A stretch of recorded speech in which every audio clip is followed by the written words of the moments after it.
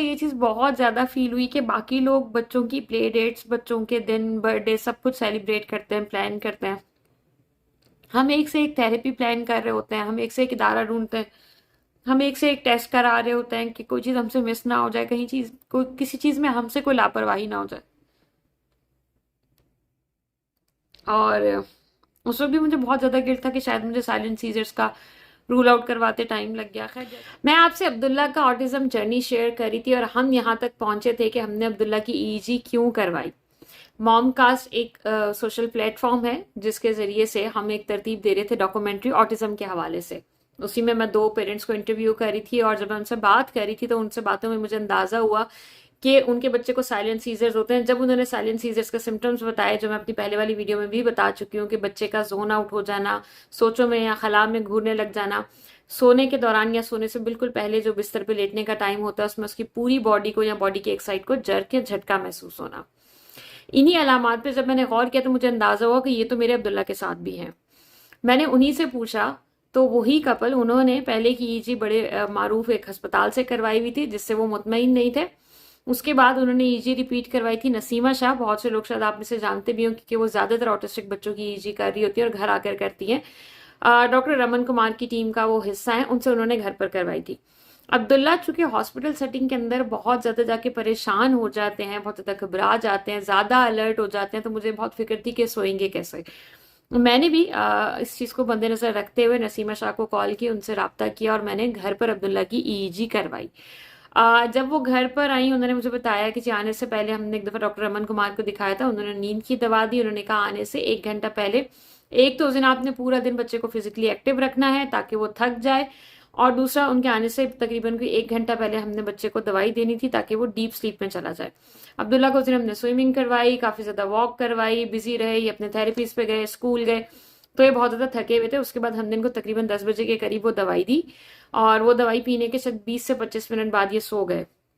वो बहुत ज्यादा एक स्ट्रेसफुल टाइम था। आई नो कि उस टेस्ट से मेरे बच्चे को कोई तकलीफ नहीं होनी थी, लेकिन मुझे इस चीज से भी बहुत ज्यादा दुख होता है कि हम ऑटिस्टिक, हमारे बच्चे तो जो जिंदगी में पीछे रहते हैं, बहुत सारी चीजें मिस आउट करते ही हैं।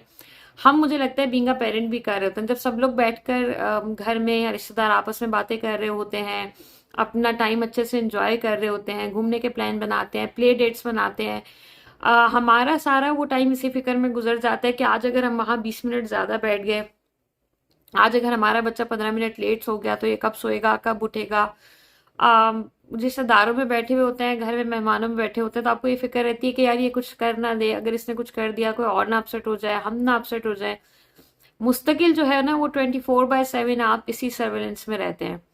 तो जिस दिन अब्दुल्ला का ये टेस्ट घर में हुआ तो मुझे आई नो कि ईजी में उसको कोई फिजिकल पेन फील नहीं होना था, वो सो रहा था। लेकिन मुझे ये चीज बहुत ज्यादा फील हुई कि बाकी लोग बच्चों की प्ले डेट्स, बच्चों के दिन, बर्थडे सब कुछ सेलिब्रेट करते हैं, प्लान करते हैं। हम एक से एक थेरेपी प्लान कर रहे होते हैं, हम एक से एक इदारा ढूंढते हैं, हम एक से एक टेस्ट करा रहे होते हैं कि कोई चीज हमसे मिस ना हो जाए, कहीं चीज कोई किसी चीज में हमसे कोई लापरवाही ना हो जाए।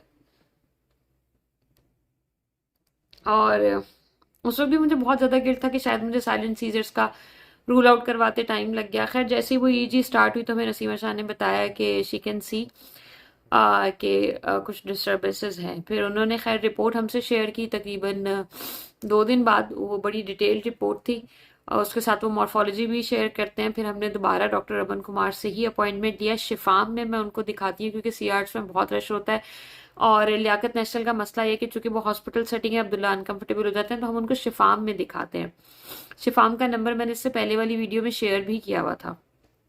तो शिफाम में हमने इनको दिखाया और उन्होंने फिर इनको लैलैप, LALAP, ये दवाई जो है वो प्रिस्क्राइब की और कहा कि ये दिन में 2 दफा लेंगे 5 ml।